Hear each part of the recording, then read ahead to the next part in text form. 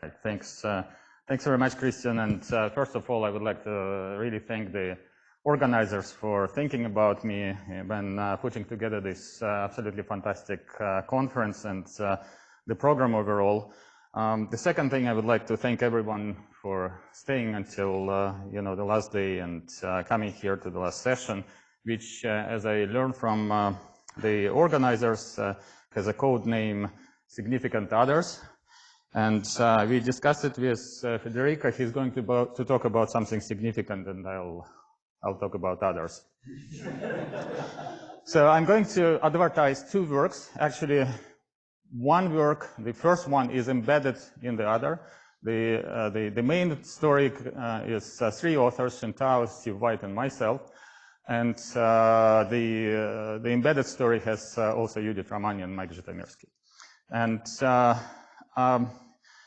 I'll spend a moment on explaining this somewhat playful title. This is what happens when you ask about the title 8 months in advance, and we haven't even started writing the paper. So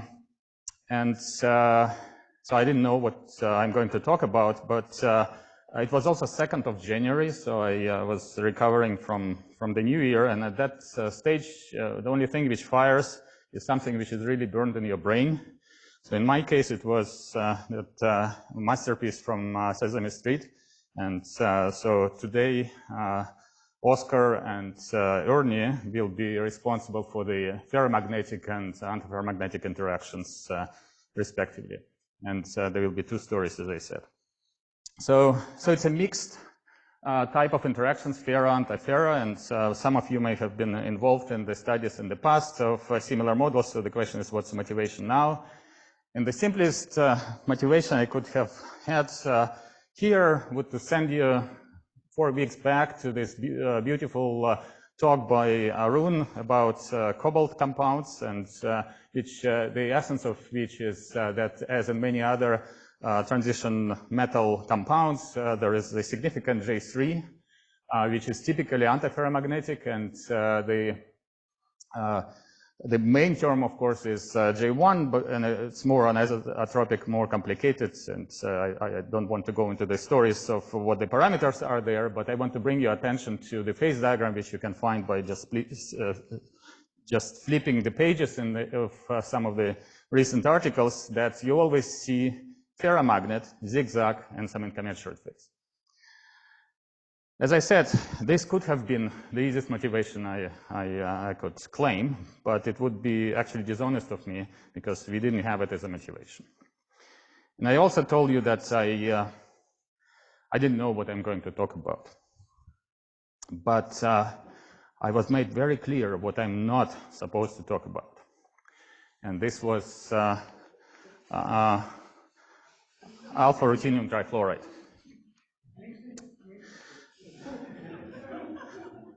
So let me say a few words about alpha ruthenium trifluoride.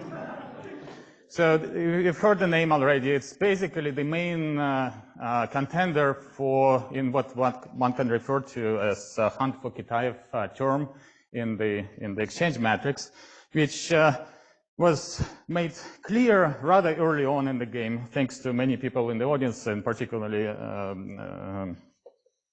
to people doing first principles calculations, doing projections from from some Hubbard-like models, that J3 is important, and the exchange matrix is rather heavily populated. So all these terms are essential and not small. And the idea that we want to promote is actually this model in the K J gamma basis is written actually in the reference frame of so-called cubic axis. But if one simply rotates it to the what we call normal or simpler or more intuitive axis, which are associated with the plane of magnetic ions, not with ligands in these compounds.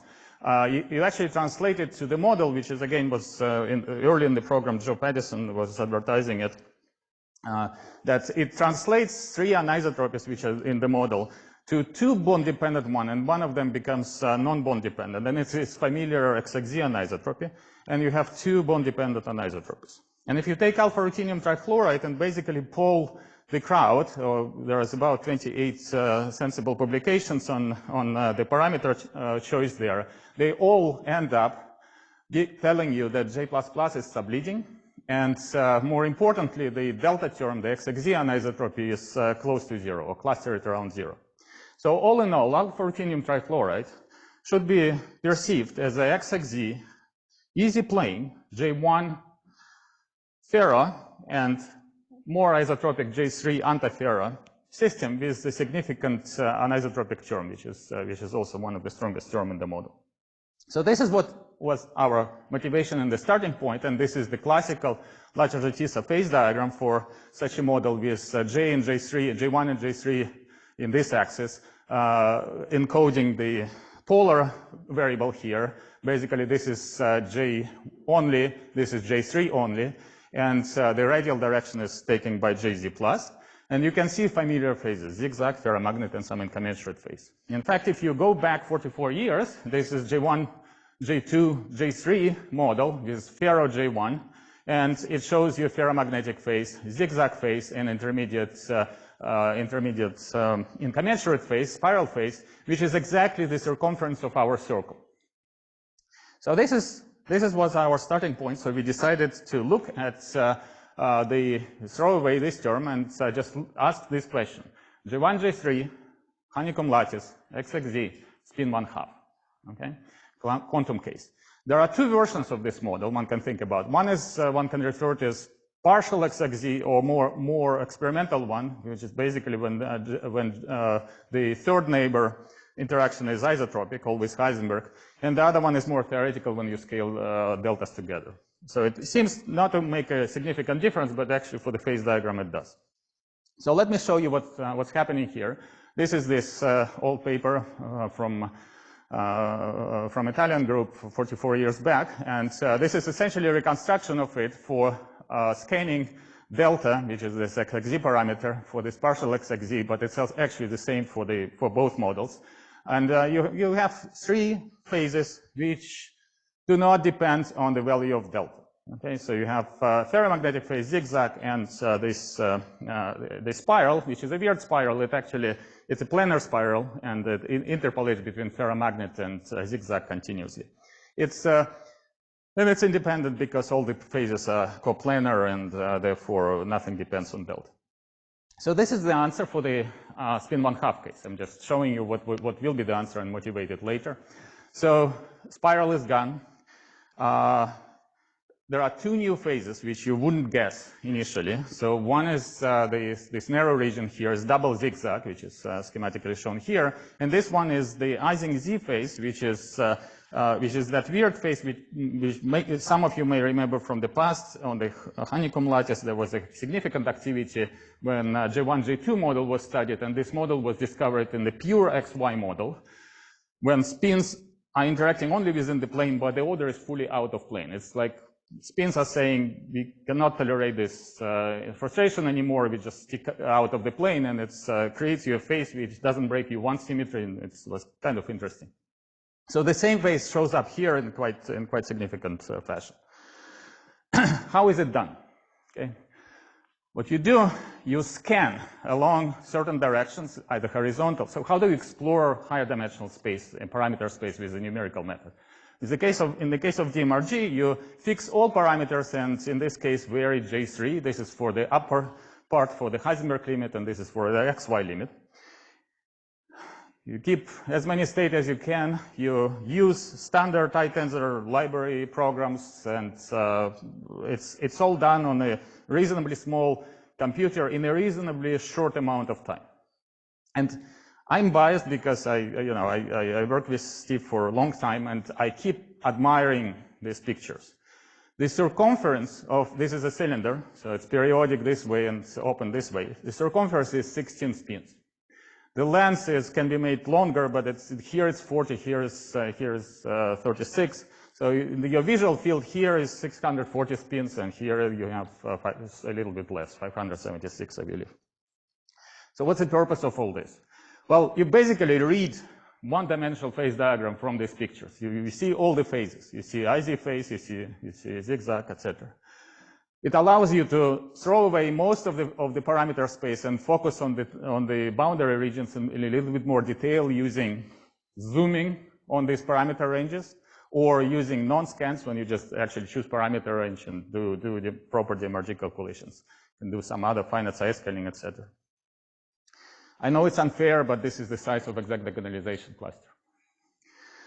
I'm painting a rosy picture how it's done, that everything is successful. Initially, we were, I guess, lacking some patience. So this is much more converged cluster, but before it was converged, it was we zoomed on this more interesting region, and it started producing us some weird stuff. And then we poked with the particular fixed parameter range, and we obtained the phase which we didn't expect. We didn't know what to think about it. Maybe it's a density of states of some, because we knew that double spin flips is like a nematic. Maybe it's some relative of a nematic state. This looked like a spin liquid state, and this was just a weird state. We decided to name it configured flag. Of course, it was all gone. It's not there, but that was our moment of lack of self-confidence. So we decided to switch to a different model, which is much more simple, just J1, J2, Heisenberg in a field, and see whether we can train our internal intelligence on that problem. And that resulted in that other paper. Yeah, this is just not to forget who is who.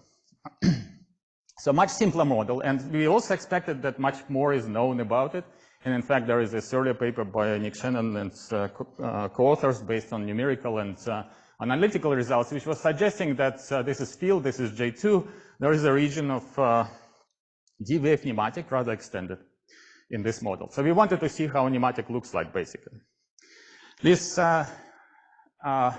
result wasn't without controversy, because a few years later, some other exact diagonalization by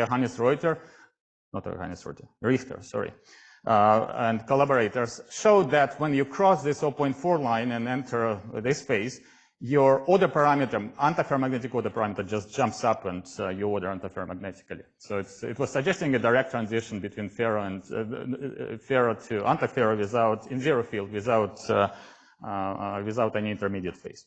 There was also unpublished result from Mike saying that actually this line should contain more of a nematic phase going forward.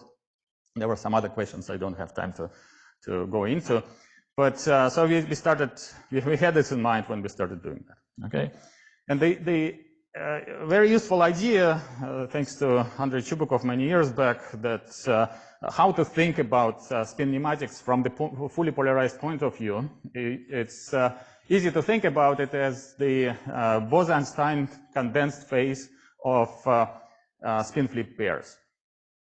And basically in this polarized phase, if it so happens that the bound state occurs and it's below the single particle continuum, the first thing, as you lower the field, the first thing which will condense will not be the single particle excitations, which gives you normal dipolar order, the non-zero S minus, but gives you non-zero S minus, which can be rewritten in terms of quadrupolar order parameter. And this produces you this naive phase diagram. It's basically the whole region here is emphasized by the gap, is basically the size of this, of the gap between single particle and two particle excitations and translated in the field value. So how do you see nematic in DMRG? This is 10 by 20 cluster. You apply weak symmetry breaking field on the left with dipolar order parameter. You apply on the right, you apply a symmetry breaking field which tries to twist spins with S minus, non-zero S minus, and you can see that S minus cannot even propagate within it. But the quadrupolar order is there. It actually has D-wave symmetry. Again, I don't have time to go into detail why, but and you can see the SZ is suppressed. So it's a clear case when you do not have dipolar order, which, by the way, always gives you some higher order, some higher multipolar correlations. So you need to make sure that this guy, the S minus, is zero before you claim any nematic order. So the picture is the following. There are two interactions here. J1, which is attractive because you basically save the wrong bond for the spin flip, and the one which is repulsive is antiferromagnetic because you lose energy when you bring spins close together. So J2 is repulsive, J1 is attractive. As you go to the higher values of J2, the expected result is that this phase, this Bose-Einstein condensation, actually translates into the stable phase because the pairs repel. However, there is a transition region which happened to be numerically around J2 0.6, where the repulsion between the pairs changes to attraction. And that's a recipe for the collapse. That's a recipe that your phase is not going to be stable. There should be also changes in the slope of this line, etc., etc. And you can observe it in these long cylinder scans. You can observe that you go from the fully polarized state into rather large angle between the spins. And you can quantify that this is a first order transition with different means. So we definitely support that concern by Johannes Richter and collaborators that actually there should be no nematic phase in zero field and up to some other field. Okay, so there is some interesting intermediate region. I don't want to go into detail, but basically there is a regime where you have pairs attracting pairs, but these pairs of pairs actually repel, and there may be a region with higher multipolar number, but let me not go there because it's too much details. The most unexpected finding here was that this region of nematic, which is shown here schematically, I'll show you the actual phase diagram in a second, is much narrower than expected naively or previously or in most of other calculations. And this is because single particle spin flips do get attracted to the Bose-Einstein condensate of pairs. So once you have condensate of pairs, you add another particle to it, and you can see that the gap, the original gap, which is here, renormalizes quite significantly. You can do it numerically. There are some analytical arguments as well. So this is how it's done, sort of poking in the phase diagram. This is H minus HC2 line. So we subtract the HC2 line to zoom on this small region. And each point here is a DMRG study and quantifying the same way as I showed you in the beginning, that this is a nematic phase or not nematic phase. So this is a naive phase diagram. If you cut out this box, this is the real phase diagram with the first order transition here, no nematic here. And you can barely make the thin line of a nematic phase here to actually see it. It's about 1% of the HC here, 1 or 2%. You can read it here. You do have a nematic phase there, but it's very narrow. So this for some time the title of the paper was elusive spin nematic. All right. So this was our detour to J1, J2 to build our confidence and maybe get some insights which were not relevant actually to the J1, J3 XXZ model anyway, but at least we were sure that this state which we found here was not a nematic, and we quantified it in different ways and found that indeed it corresponds to a minimum, etc., etc. So this is the sliver of double zigzag phase. And then what I wanted to add is that actually this Heisenberg line is a little bit trickier for the following reasons for the DMRG, that because it's highly symmetric, because as Z is a good quantum number, your different sectors of the Hilbert space do not mix. So going instead in this direction from the fluctuating ferromagnet, when delta is less than 1, you're away from Heisenberg limit, you actually can observe this double zigzag state directly in the scan, and you can see it's rather extensive. All right, so some other explorations of this phase diagram are the following. This is this IZ phase, and we can zoom on, do a zoom scan in order to rule out if this transition region may contain remnants of some spiral state on a different spiral phase. And you can see here, this is a projection of the order parameter within the plane. It's 0 for the IZ phase, and it goes to zigzag to the right. And as we zoom on the boundary, you can see that this transition region shrinks together with that zoom. So you basically you eliminate this transition region as a possible additional phase. There is a small region with a direct transition, which gave us some trouble, which I'll explain in just a second for the different model. So let's look at this full XXZ when both anisotropies go together. It's essentially same phase diagram ideologically, but it has much narrower IZ phase. Okay, the base here is of course the same as in the Heisenberg limit is the same in both phase diagrams. But it gave us trouble in closer to the XY limit, because you can see here in the middle of the clusters there were hints of disordered states. And those hints were much more serious than the other places. In fact, if we pick a particular point here, it didn't show any magnetic order. And it gave us some number of sleepless nights and discussions, but we started looking at the correlation functions, and this is what you're looking at here. This is the correlation between the central spin and the other spin in the system. And you can see, I hope you can see that in the direction which is not periodic, you have very short correlation lengths. But you have essentially one-dimensional correlations, ferromagnetic correlation nearest neighbor in this direction. Okay, okay. So in the end, what happens in the case of this problematic region over here, we had the same problem. You freeze either on the left or on the right. You have this one-dimensional fluctuating things, and they either freeze in the ferromagnetic or zigzag phase. Here, the situation was more complicated and actually froze in the J3 in the IZ phase, because there are also some J3 interactions there. So that was that took a while, and it gives you a rather weak order, but the IZ phase is there. Okay, so there were a couple of studies which we were sitting on these results for a while, various reasons I'm not going to go into, but around this Christmas time, there are two papers, one after another, appearing on ConMat and discussing similar physics. So one by Arun, who was here in the program, and we discussed that. So it's basically delta equal to 0.25 XXZ, full XXZ J1-J3 model, plus some additional terms. So if you take this line, it's exactly this line here. And they found somewhat wider region of what they suspected to be a spin-liquid state, again, judged from the short correlation in one direction. They didn't list the correlations in the other direction, and we agreed that they should, and they found that it is correlated, and it's also, they eventually found IZ phase as the last thing I heard from Arun, by different orientation of the cluster.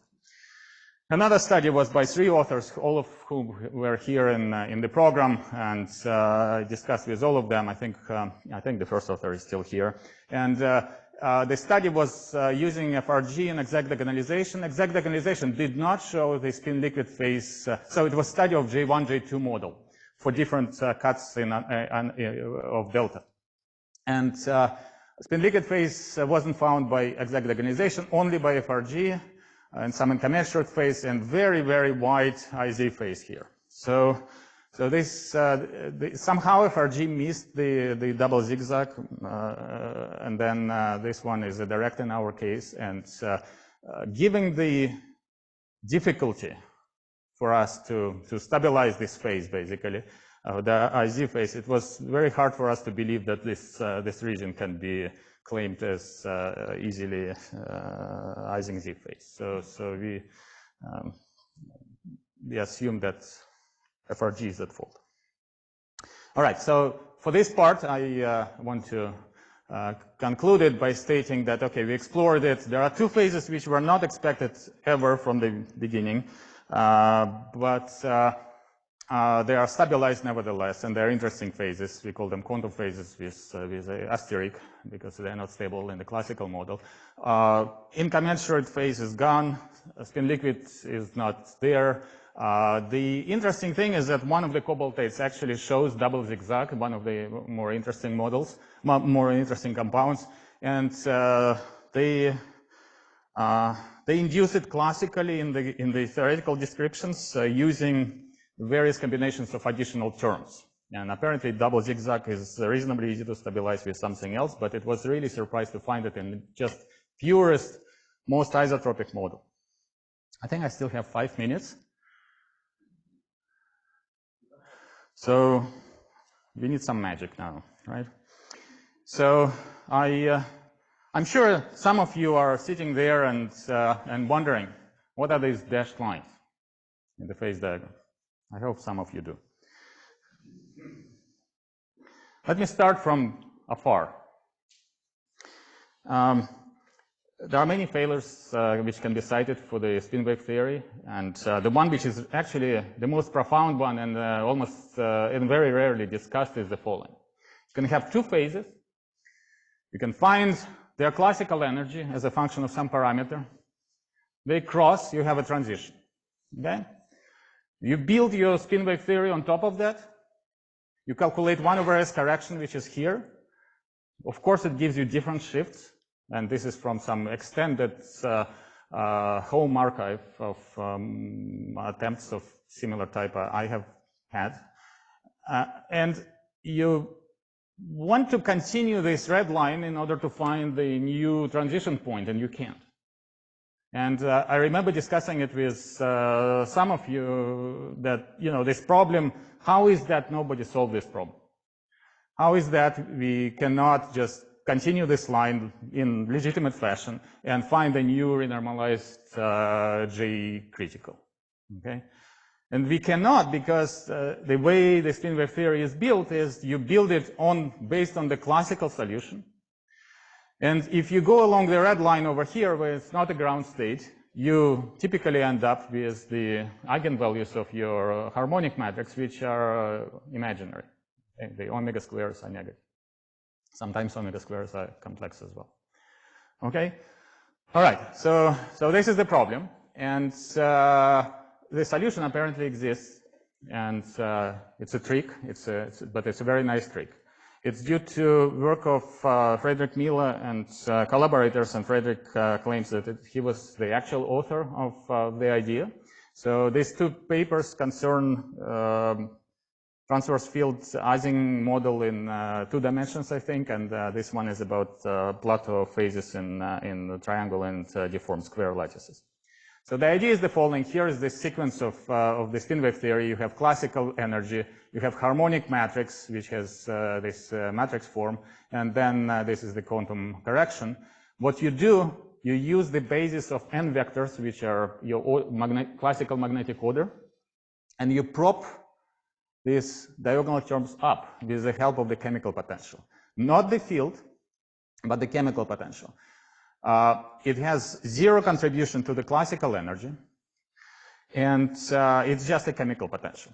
And presumably what it does, it mimics high order correction. Okay? The reason why these papers were probably not received as they should have been is because they use the word variational. And the idea is that you choose the chemical potential, which is minimal in the following sense. It just props up all the frequencies, all the problematic frequencies to the values that all the frequencies for all momenta are positively defined. Okay?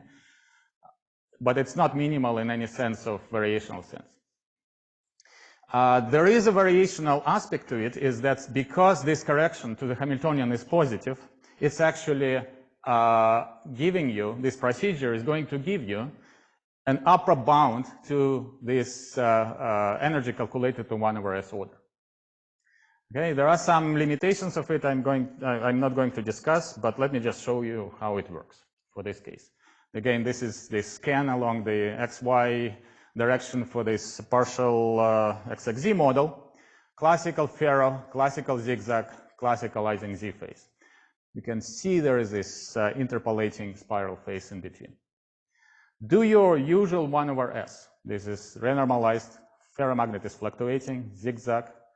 You can see that these guys have to continue and lower the energy more significantly in this range than the spiral. Spiral will be gone. Let's do that. You can go one step further and ask this phase, which doesn't have proper spectrum at all, do this minimally augmented spin wave theory on it. It takes over a significant space here. You can see the slopes are close to the zigzag, so small errors here will translate into discrepancy between DMRG, so we can discuss that. Now, this is Heisenberg limit, this is double zigzag, same story. Ferromagnet is not fluctuating, zigzag is fluctuating, spiral is gone, double zigzag is there. Take full XXZ model, XY limit. This calculation does not give you Ising Z phase, a stable one in any range, but it shows you how much fluctuation is out there for that phase. It's like 3 times more than for difference between the dashed line and the solid line for the blue or black. You compare it with this difference, and you know, this phase is significantly more fluctuating. It just doesn't make it. Okay. All right. So I had this picture on my whiteboard for about 6 months, inferred from the DMRG calculations, and then you know, after 1 month's work, I was able to produce this. I was really excited.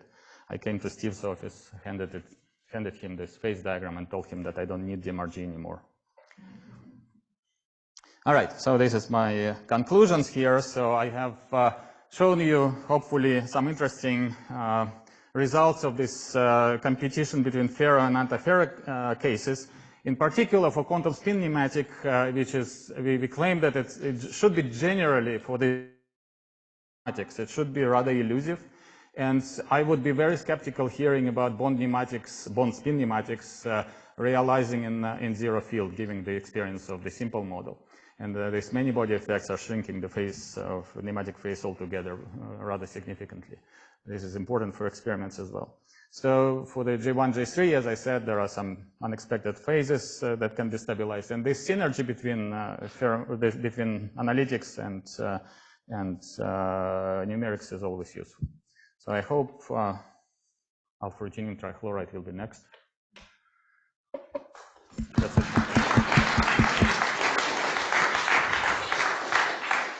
Thank you, Sasha. So questions?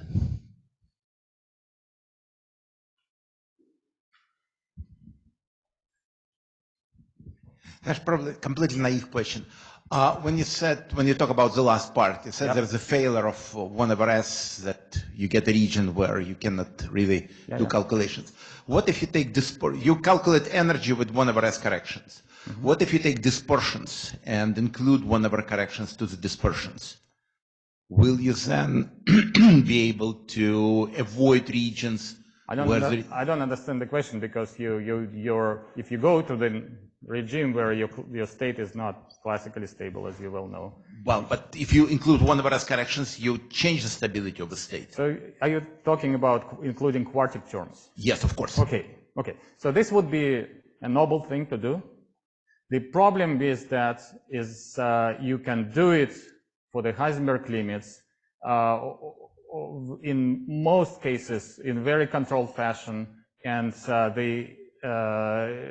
it will give you stable solution, stable self-consistent solution. Mm-hmm. And it's unfortunately hidden that this is happening because SZ is a good quantum number in this case. If you go to any anisotropic model, and I have a slide here about my former struggle 10 years back about J1, J3, XXZ, J1, J2, XXZ, antiferro model. If you go to take any anisotropy, any value of anisotropy, your self-consistency just is destroyed. You cannot extend it.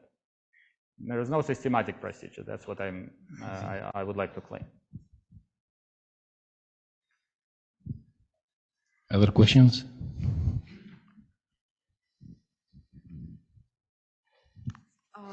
Are you trying to say that basically the corrections to SZ will be stronger even before, so decoherence will happen before you will get these imaginary values? Because there are two types of instability you can have. One, you can have omega square negative. And that's one instability. And the second, that your correction to spin 1/2 when you do the calculation is already larger than spin 1/2. Basically, so the answer is the following. So you can do it this way, and this is sort of a trick, okay? This minimally augmented theory is a trick, okay? It's a trick, but it's well-justified trick. Okay, it's well controlled in the sense that it can be argued it provides you with an upper bound. There is also, oops, this slide I have hopefully may help. If you send this chemical potential, if you say I make my chemical potential arbitrarily large, what's going to happen? Okay, nothing is going to happen. You're going to approach the classical energy of that state. So in that sense, it's also controlled. Okay, so doing it in a kind of noble fashion by trying to include high order corrections, okay, properly to A and B, and doing it in this Hartree-Fock, self-consistent Hartree-Fock approach is leads to the failures more often than not. So that's what I'm saying. You induce instabilities anyway, and okay. So one scheme, maybe it will be helpful. Suggest you introduce a little bit of XXZ anisotropy to the model, which is, as I said, will be convergent properly. Okay, the self-consistent procedure will be. So there are two things there. You start opening up a gap in one of the branches, and when you try to do it self-consistently, this gap crashes below zero and it becomes imaginary. So this is one technical aspect of what can happen. But you have other flavors as well.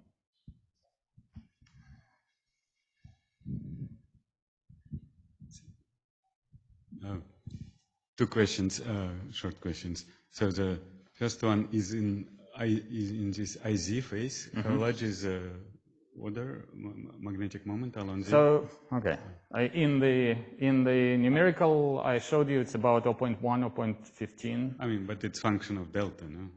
It's actually a rather big function of delta. Okay. And I have an argument actually inside from this minimally augmented theory is that this is how the dispersion looks like. It's basically independent of delta. The IZ. Yeah. The order parameter. Yeah. Okay. Okay. Interesting. And then the other question about the pneumatics. Yeah. First part. So right. So this you showed us results for spin half, right? Yes. Okay. Do you expect that above some spin, right, the pneumatics will disappear? Sure. No. So so there will be region large J2. So again, same model. No single line anisotropies for larger spins. Okay. Same model. Basically the effect of this bound state formation is 1/s effect, as you probably well know, right? So you just shrink the starting point of your energy gain with larger spins. Okay, but it's going to be there. My question is very similar to Oleg's first question. If you're surveying kind of a lot of phase space, so where's the smallest ordered moment on these honeycomb? The two. The IZ. Sorry? The IZ phase, the sizing Z phase is the smallest ordered moment, yes. And it's on numerical order 0.1. Yeah, give me a second. Out of a maximum of 0.5, is that? Of 0.5, yes. Yeah.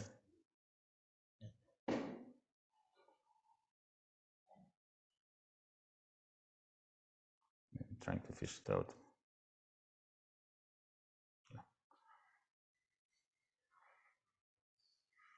So different orientations of the cluster, but so there is some dispersion here. 0.1, 0.15.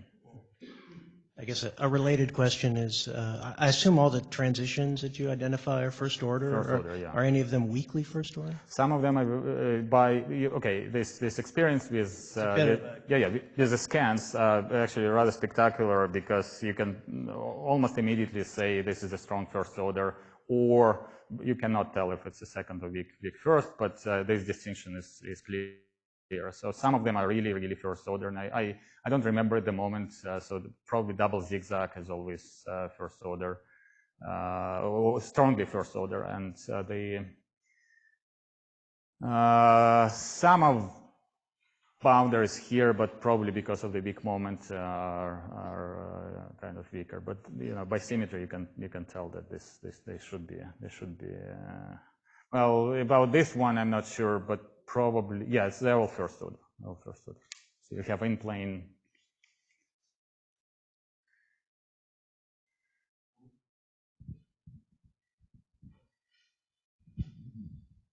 Thank you. So in the DMRG, so as one has to consider these tubes and you have a certain width, so how much is the dependence of the results on this width? I mean, we see here 1 over Ly, right. But we learned last week in the triangular lattice there are a lot of surprises. Okay. So what about here? Sure. So yeah, this was somewhat a surprise. For instance, it's a rather wide cluster, and it didn't show order, so it was resistant. So in the other case, you start with you always start with a smaller one and see if what happens, and then in the other cases, as you keep increasing the size, you freeze in one of the states. In this case, it didn't. And the problem is, of course, there is a limit of how wide you can make it without losing the convergence. Okay?